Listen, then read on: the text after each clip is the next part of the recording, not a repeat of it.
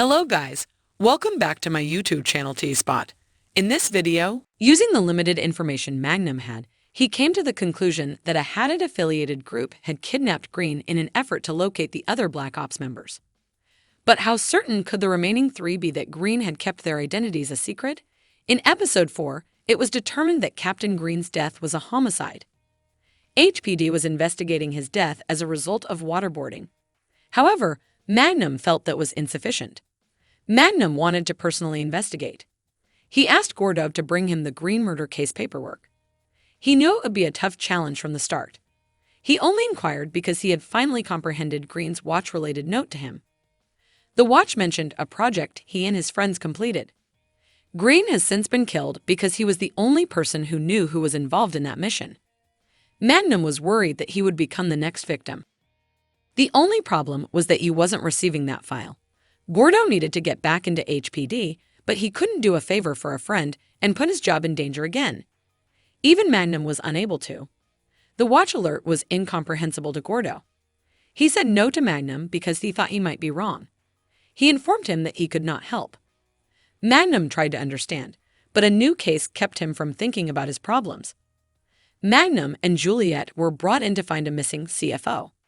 Her name was Sandra Perez. Sandra didn't really live a private life. She was always working.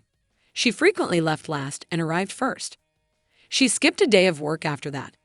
Jordan Hines, her business partner, hired private detectives to locate Sandra because her behavior was so out of character for her. When he needed Sandra, they were trying to stop a company from buying the company. Sandra was protecting them from the wolves because they worked in the clean energy sector. Sandra was the only person who could save that business until she passed away. Juliet later found Sandra's body in a trash can. Sandra was murdered shortly after her last day of employment. Sandra had committed a crime. Magnum and Juliet came to believe that someone had sent Sandra a package on the day she died. They found out that Sandra was trying to stop him from trying to take over her business in a hostile way.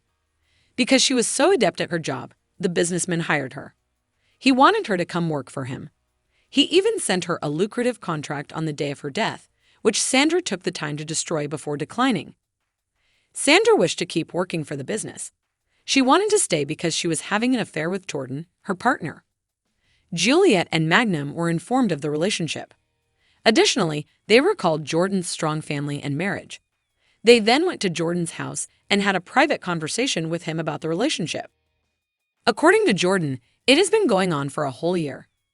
In addition, he denied having killed her, and when they demanded an explanation, he dismissed them out of resentment.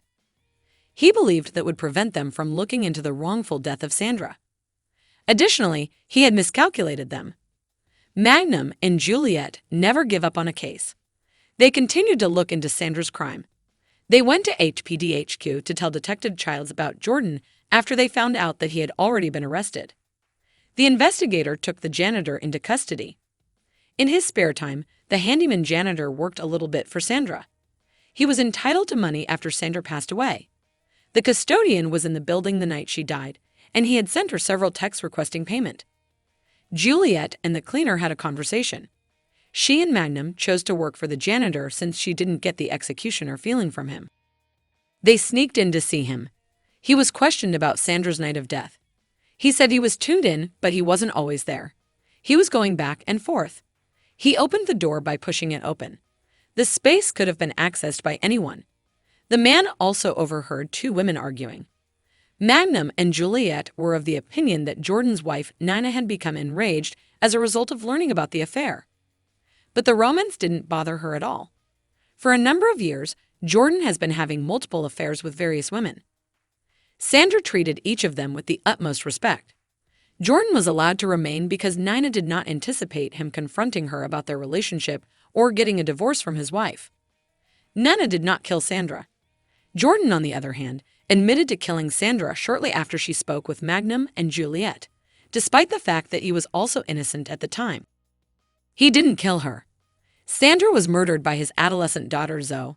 After Magnum and Juliet learned about the affair, they discovered evidence that Zoe was insulted on behalf of her mother. They tried to talk to Jordan. They tried to get him to change his mind about his daughter, but he stubbornly refused.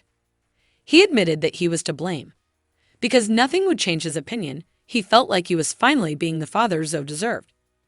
Magnum and Juliet could not stop an innocent man from being imprisoned, but Jordan made the decision, and they decided to accept the situation as it was. Gordo gave Magnum the report on Green's assassination after everything was said and done. Gordo persevered for a friend, and he will deny knowing anything about it if it is revealed. Rick's sister Ruthie visited the island to meet Joy. Additionally, Ruthie arrived with the intention of informing Rick of her engagement and its nature. She actually identifies as Jai. She came out to everyone years ago, but she didn't feel safe asking Rick to lead her to the aisle until now. Rick chose to be pleased that Ruthie still chose to ask him to accompany her down the aisle rather than feeling offended about it. Let us know what you think in the comments below. And don't forget to like, subscribe, and share the video. Thank you for watching. See you soon.